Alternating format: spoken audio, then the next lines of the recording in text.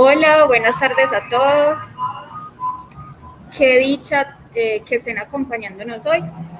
Eh, el día de hoy vamos a hacer una introducción a lo que es la visión por computador y vamos a revisar algunos conceptos básicos para estar como contextualizados de qué es la inteligencia artificial y la visión por computador. Entonces, muchas gracias por estar hoy acá. Les voy a compartir mi pantalla para mostrarles unas cositas.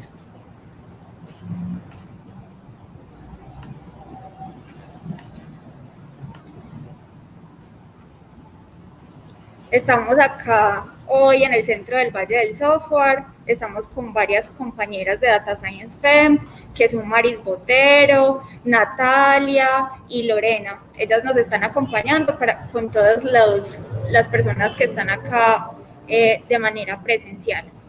Entonces, si ya están viendo mi pantalla, me confirman por favor si en este momento se ve mi pantalla. Bueno, perfecto. Entonces, vamos a empezar con nuestra introducción a la visión por computador.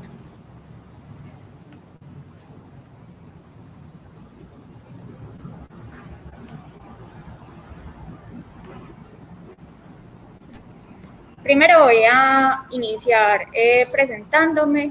Yo soy Lina María Tobón, soy ingeniera administradora de la Universidad Nacional, hice una especialización en la misma universidad en analítica de datos. Pero de las cosas que más me hacen feliz o que estoy más orgullosa en este momento en mi vida es hacer parte de la comunidad Data Science FEM. Esta comunidad, para los que aún no nos conocen, nosotros somos un grupo de mujeres entusiastas por la tecnología y la ciencia de datos.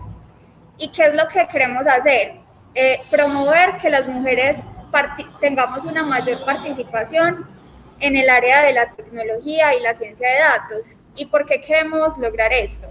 Porque para nosotras el área que está liderando el cambio y los cambios en el mundo es la tecnología. Entonces nosotros queremos hacer parte de este cambio. ¿Y cómo realizamos eso? Nosotras hacemos talleres, hacemos charlas, conferencias. Por ejemplo, el 25 de septiembre tenemos una charla que se llama Women in Data Science, donde vamos a tener diferentes panelistas y speakers que ya tienen un gran recorrido en el área de la ciencia de los datos y nos van a compartir su experiencia. Esto para que nos acompañen y estén muy atentos de nuestras redes para asistir a este evento, que es virtual. Ahora, quiero empezar, pues, ¿nosotros qué queremos hacer? Enseñarle a nuestra máquina a identificar imágenes. Identificar cuando le lleguen unas imágenes, si es una imagen de un perro o es una imagen de un gato. Entonces, ¿qué es el proceso de aprendizaje? Aprender es adquirir una capacidad o una habilidad.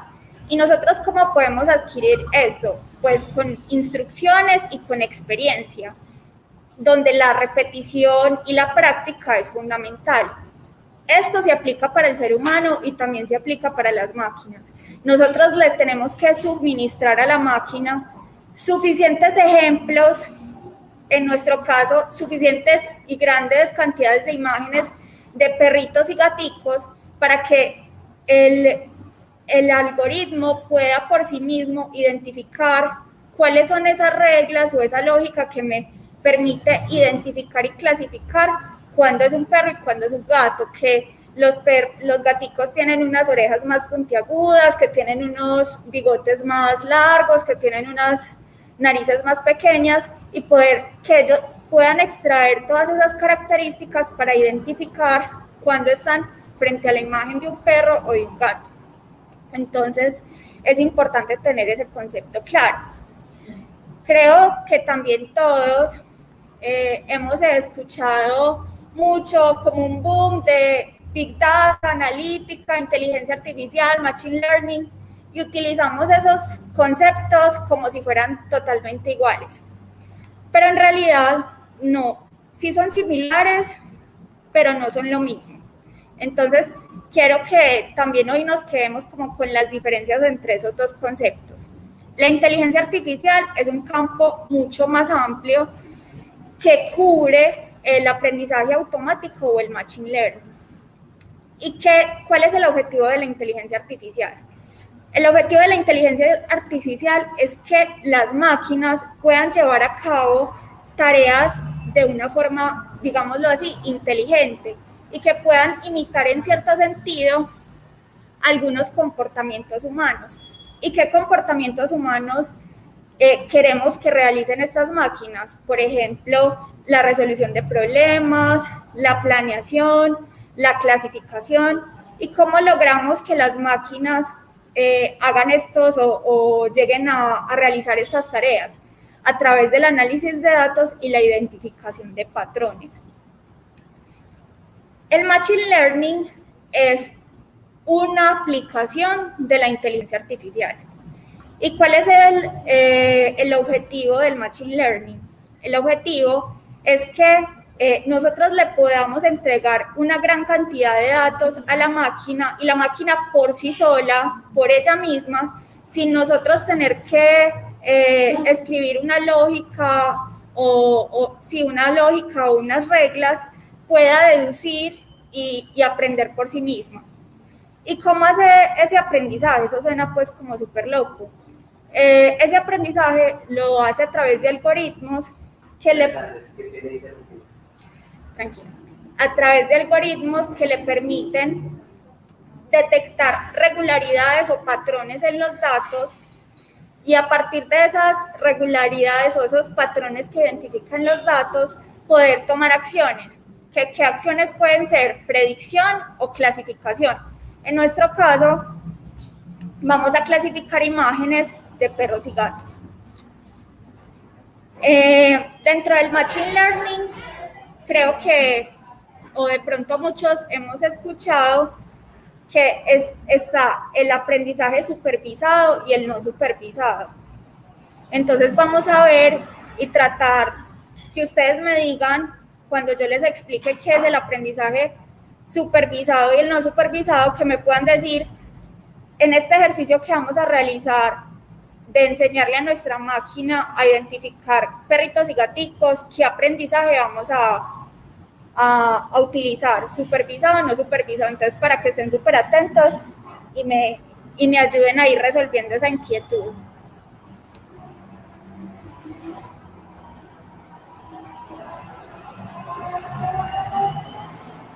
Bueno, el aprendizaje supervisado es cuando yo le entrego a la máquina información o datos etiquetados.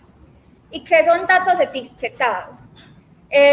Son datos que ya tienen, por ejemplo, una imagen de un perrito que ya tiene su clasificación o su identificación, que es un perro, o una imagen de un gatico que ya tiene su identificación, que es un gato.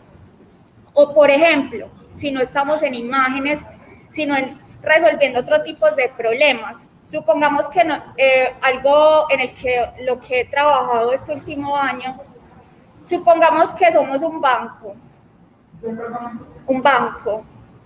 y nosotros queremos detectar las transacciones que son fraudulentas, o sea, que a vos te robaron los datos de tu tarjeta en algún lado y queremos detectar antes de o cuando se realiza la transacción para poder reversarla o tomar una acción de llamarte y preguntarte, ay, si sos vos que estás haciendo esa transacción, queremos identificar si es fraudulenta o no.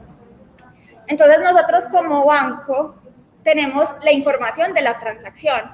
Nosotros tenemos vos a qué hora hiciste esa transacción, a qué comercio le hiciste la compra, a qué hora, con qué frecuencia vos compras en este tipo de comercios. Tenemos si esa transacción que tú hiciste, la hiciste en un punto presente, o sea, en la tienda física, o si fue por internet.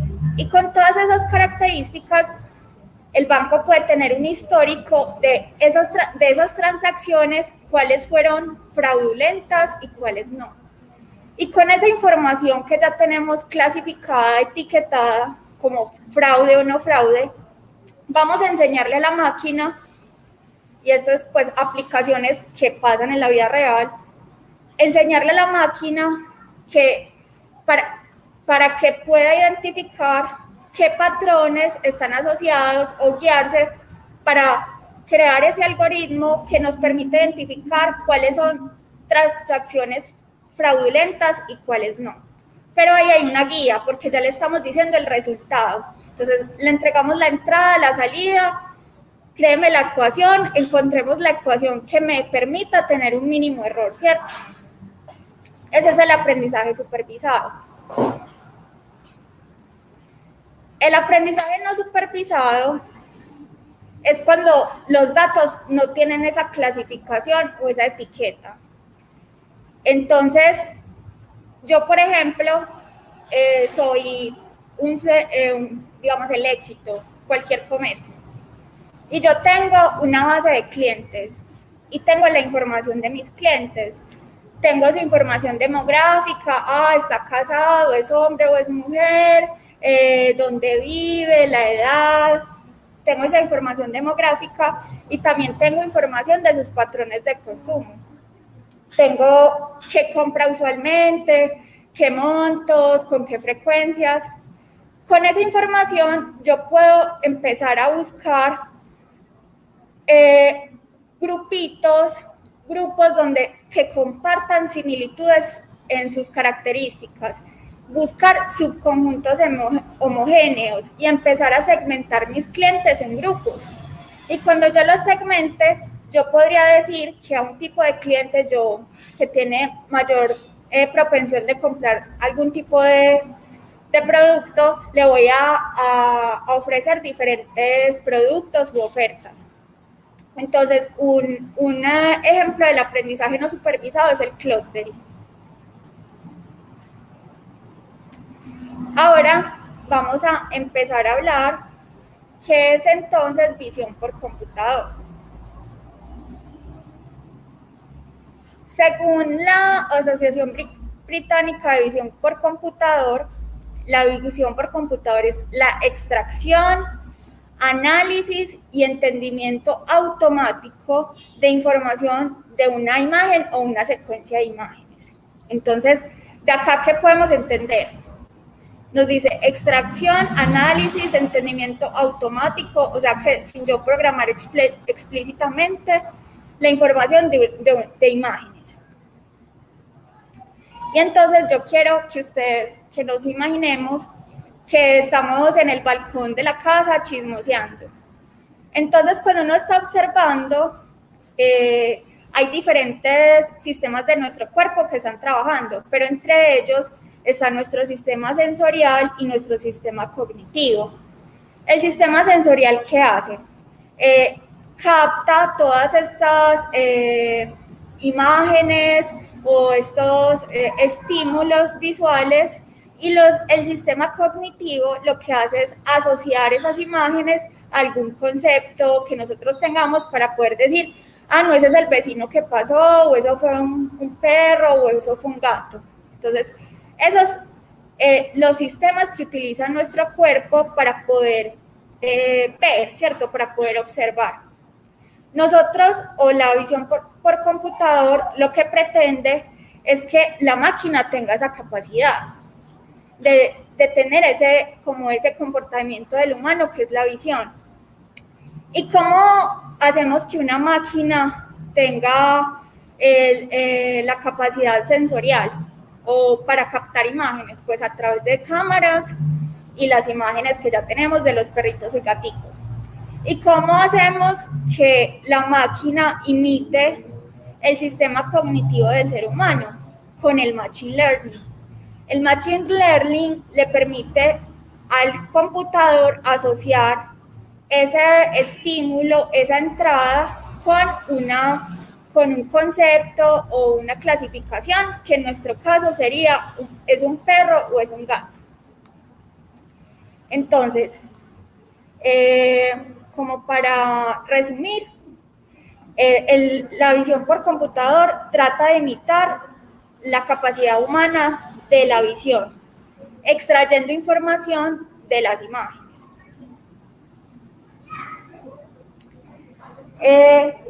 Acá les vamos a hablar de dos conceptos. Ahí les voy a hacer la pregunta. Si nosotros le vamos a entregar a nuestro computador o a nuestro algoritmo imagencitas de perros y gatos diciéndole, esto es un perro, esto es un gato, aprenda con esto, ¿eso es un aprendizaje supervisado o no supervisado? Excelente, porque le estamos entregando ya identificado, mira, este es un perro, este es un gato, apréndase las características, extraiga las características de estas imágenes para poder identificar, pues, qué animal es, ¿cierto? Entonces, súper bien, estuviste muy atento, muchas gracias. Ahora, existe una programación tradicional. Esa programación tradicional es que Nosotros tenemos reglas, programación ya explícita, una regla, una lógica, y tenemos datos. Y le pasamos los datos a las reglas y ¿qué obtenemos? Una respuesta. Con el Machine Learning y el aprendizaje supervisado y con el ejercicio que vamos a hacer ahorita, nosotros, ¿qué le vamos a entregar a nuestra máquina? Te voy a entregar datos, muchas imágenes de perros y gatos y te entrego la respuesta. ¿La respuesta qué es? Esto es un perro, esto es un gato. Usted defiéndase, encuentre cuál es la lógica, cuáles son esa ecuación, esos pesos que me hacen llegar a esa respuesta. Entonces es como un cambio de la programación tradicional a lo que vamos a hacer ahorita. Aplicaciones de la visión por computador, tenemos muchas, entre ellas la clasificación de imágenes, como en esta imagen podremos ver, podríamos clasificar diferentes especies de flores con sus características y teniendo la imagen. También tenemos la detección de objetos, poder detectar cuando, como lo vemos en la imagen, cuando es un carro, cuando es un perro. También tenemos reconocimiento facial. Ahora ese es el algoritmo que vamos a utilizar para la aplicación de ahora, entonces para que entendamos qué es lo que vamos a hacer. Vamos a hablar de redes neuronales. Las redes neuronales, ¿ustedes creen que es un concepto nuevo o un concepto muy viejo?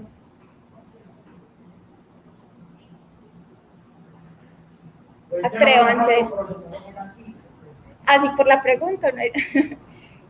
Pues uno lo empezó, o yo lo empecé a escuchar hace muy poquito, ¿cierto? Pero en realidad es un concepto viejo que viene hasta antes de los 70. Entonces imagínate todo el tiempo que ha venido evolucionando este concepto. Pero ¿por qué ahorita lo escuchamos como tan seguido o apenas lo empezamos a escuchar? Porque en los últimos años hemos tenido la capacidad computacional y la suficiente cantidad de información para poder procesar este tipo de algoritmos. Porque gracias al Internet tenemos muchas imágenes, texto, audio y datos para procesar y tenemos la capacidad computacional para procesarlos.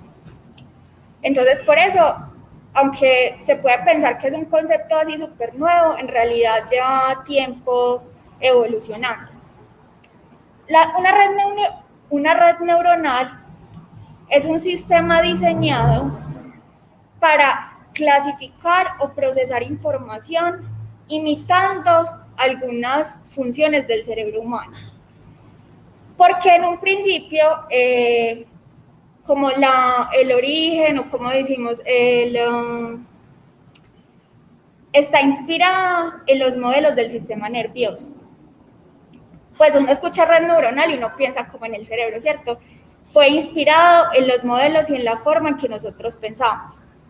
¿Qué son las redes neuronales? Son grandes redes, como vemos acá en la imagencita, es una red de nodos o elementos que están interconectados y que pasan información de un nodo y se comparten información en todos los nodos. El conocimiento en una red neuronal se distribuye por toda la red en forma de conexiones entre los nodos. Y esas conexiones tienen unos pesos o unas importancias que son las que nosotros queremos encontrar. Esos pesos, esas importancias es a lo que nosotros queremos llegar para poder tener una respuesta. ¿Y cuál sería nuestra respuesta? Identificar o clasificar si es un perro o un gato. ¿Y cuáles serían? Tenemos diferentes capas, tenemos una capa de entrada, unas capas intermedias y una capa de salida. Nuestra capa de entrada serían las imágenes y la de salida la respuesta que nosotros queremos llegar, si es un perro o es un gato.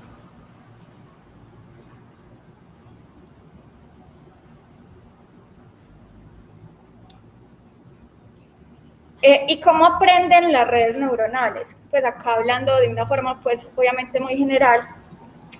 Las redes neuronales aprenden a través de un proceso como de una retroalimentación. Y para nosotros, en nuestra vida, ¿qué es una retroalimentación? Por ejemplo, cuando estábamos en el colegio, que a cada fin de periodo nos entregaban las notas y un profesor nos decía, bueno, esto lo hiciste bien, esto estás fallando, no está tan bien, debería ser de esta forma. La red neuronal tiene un proceso de aprendizaje o retroalimentación donde se hace como una comparación de lo que debió haber predicho o clasificado versus lo que clasificó. Y de esa forma poder ir ajustando todos estos pesos o las conexiones para poder llegar a un resultado más preciso.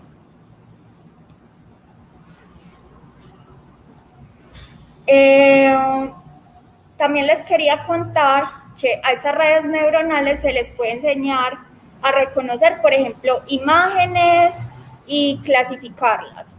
Y que han demostrado que tienen muchas capacidades de aprendizaje, generalización y abstracción. ¿Qué es generalización? Que nosotros cuando le entregamos al algoritmo mucha cantidad o muchas imágenes de perros y gatos de diferentes razas y demás, el algoritmo tiene que aprender por sí solo cuáles son esos, digámoslo así, reglas o pesos que me hacen llegar a esa respuesta. Y cuando nosotros le entreguemos una imagen que él nunca haya visto, de un perro que nunca haya visto, sea capaz de clasificar bien que es un perro o es un gato, ¿cierto? Entonces, vamos a hablar del perceptrón. El perceptrón es la unidad básica de una red neuronal y básicamente es una red con una sola capa y una sola neurona. Y fue como empezó a ser estudiada más o menos en el 57, entonces imagínense, hace mucho tiempo, por un psicólogo que él quería crear un clasificador binario y quería probarlo pasándole imágenes de hombres y mujeres y que ese perceptrón fuera capaz de clasificar o identificar bien, pero de una forma lineal, poder dividir el grupo de hombres y mujeres, pero con una función lineal, una división lineal. Esa es una de las limitaciones del perceptrón, que muchas veces si nosotros queremos segmentar la forma de dividirlo para poder clasificar esos grupos, no necesariamente va a ser una línea. Entonces, esa es una de las limitantes. Pero dentro de los componentes del perceptrón está la capa de entrada, los pesos que son las importancias de cada una de esas conexiones, la suma ponderada de esos pesos y la función de activación, que básicamente es una operación matemática, una función matemática que nos transforma esa entrada en una salida para los próximos nodos o en una respuesta en este caso. También tenemos para resolver las limitantes del perceptrón, está el perceptrón multicapa.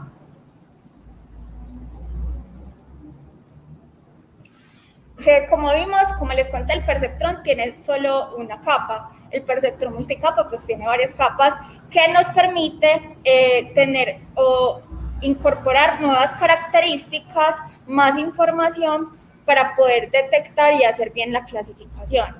Y cada una de estas neuronas tiene una función de activación y también está dentro, entonces están las capas de entrada, hay unas capas intermedias o capas ocultas y también tienen una función de activación que puede ser lineal o no.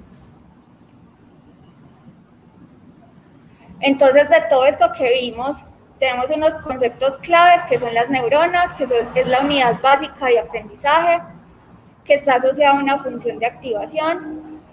una capa que es un conjunto de neuronas, una función de activación que es una función que modifica o transforma el dato que ingresa a la neurona, unos pesos que son los valores que se ajustan para obtener las salidas deseadas, una tasa de aprendizaje y una época que es un ciclo de entrenamiento.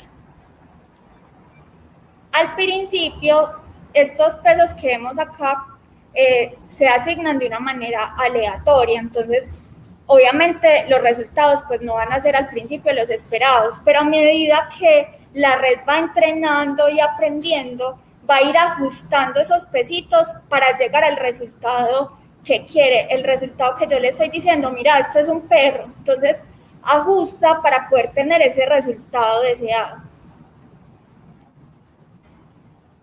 Ahora vamos a hablar de las redes convolucionales.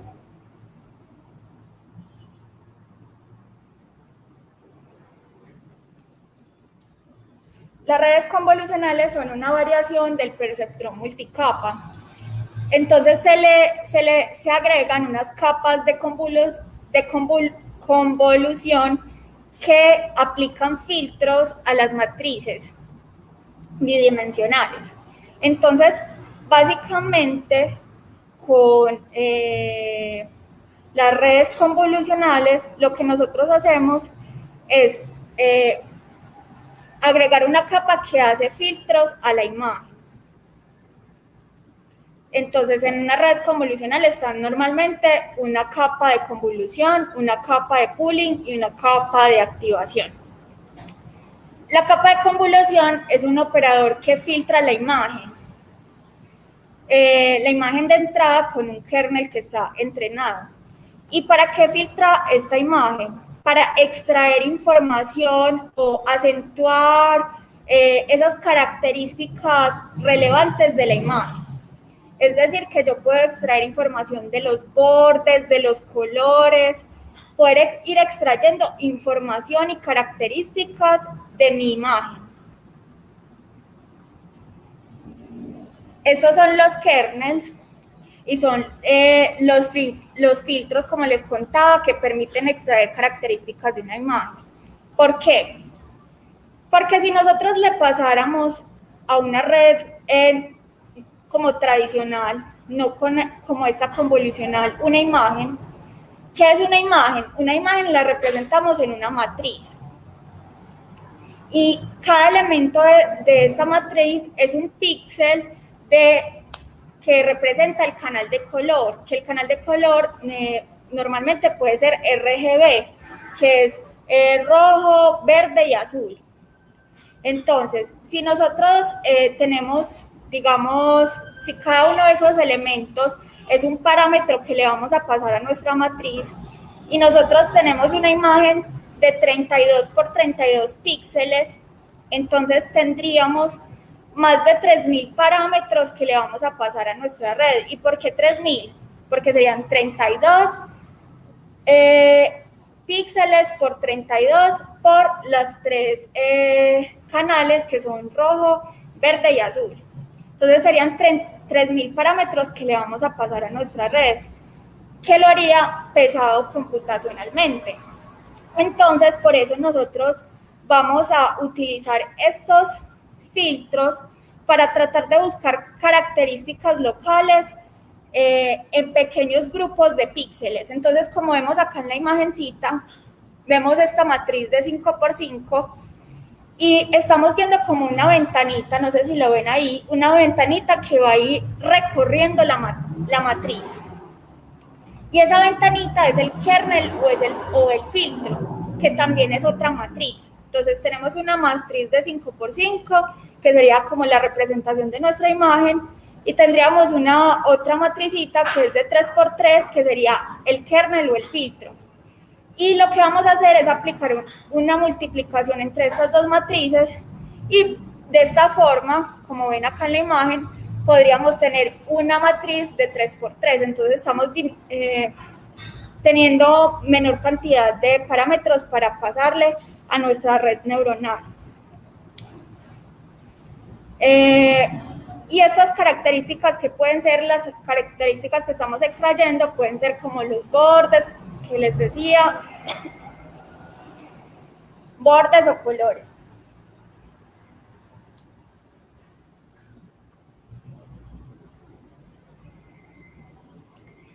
Bueno, como vemos acá en la imagen, tenemos la imagencita, pues no sé cómo se llama este animalito, digamos que es una ratica. Y le estamos pasando diferentes o aplicando estos filtros o estos kernels, y vemos que en cada una de esas aplicaciones vamos acentuando algunas características de la imagen, como son la detección de bordes, acentuar también las características, el desenfoque. Entonces, en cada una de la aplicación de estos filtros estamos extrayendo información que luego le vamos a pasar a nuestra red neuronal tradicional, y no va a ser como tanto trabajo porque no va a tener que evaluar píxel por píxel, sino que le estamos pasando, por así decirlo, una versión más resumida. Entonces, esto es como, digámoslo así, un resumen de lo que son las redes convolucionales.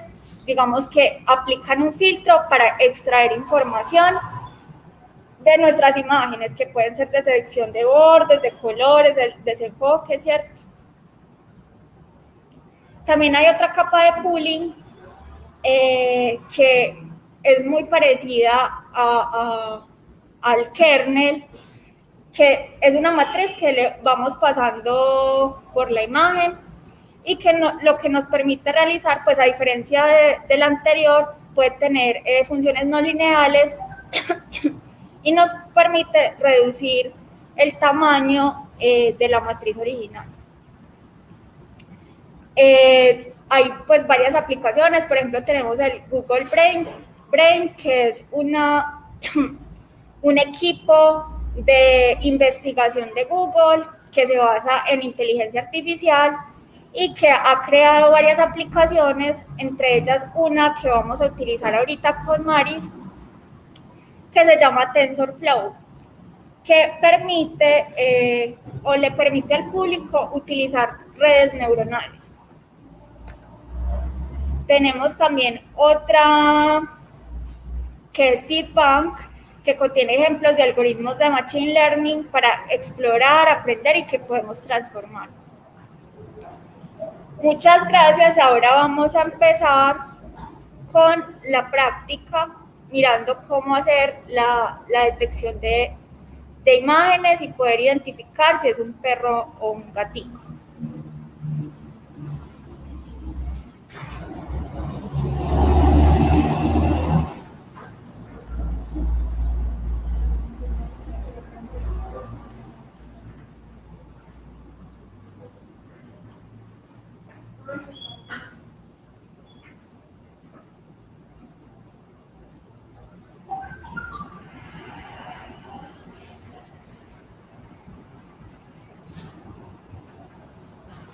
Les voy a compartir los links.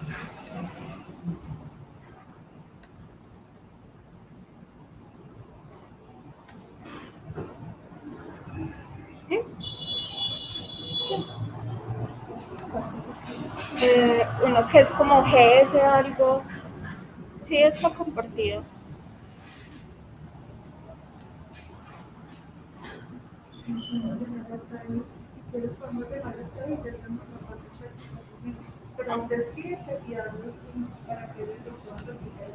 Bueno, entonces creo que ya les compartieron los links para que hagan el taller. También tenemos un libro que está en Gitbook, donde tenemos toda la explicación y un taller que pueden hacer en casa para la identificación de imagen y clasificación de imágenes.